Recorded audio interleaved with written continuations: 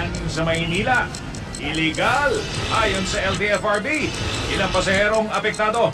Nagtetren na lang.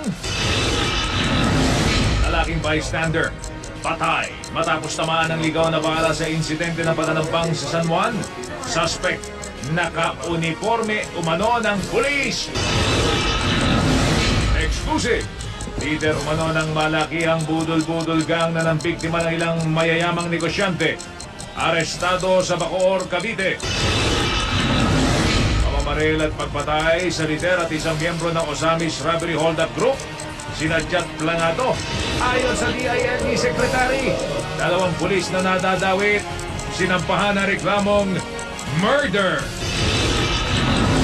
Dalawang araw matapos isilang, pangalan ng panganay ni Prince William at Duchess Catherine ng Britanya. Inanunsyo. Kaarawan ni Dolphy, ipinagdiwang ng kanyang pamilya sa harap ng rebulto ng hari ng komedya.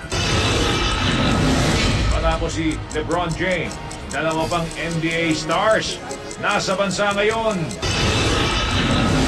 At anak ni Benji Paras na si Kobe. Usap-usapan sa internet dahil sa pagdadunk sa harap pa mismo ni King James. Great experience.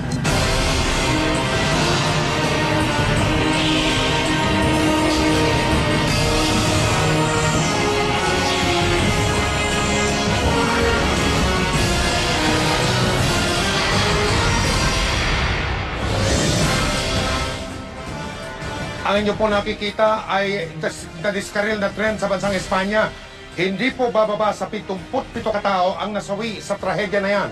Nasa may 130 naman ang sugatan. Ihatid po namin sa inyo ang buong detalye na balitang yan maya-maya lamang.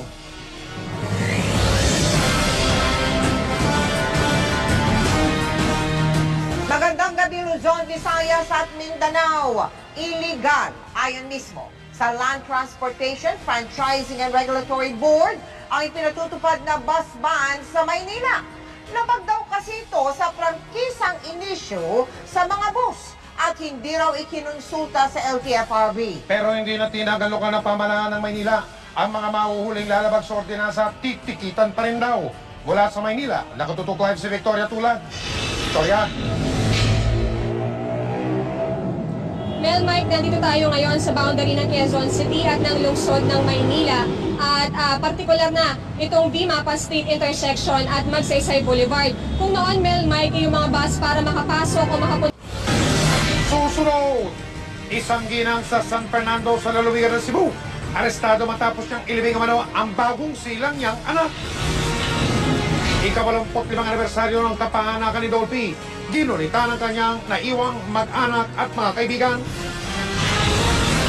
Anak ni Benji Paras na si Kobe, pinakitaan ng pagdunk ni LeBron James.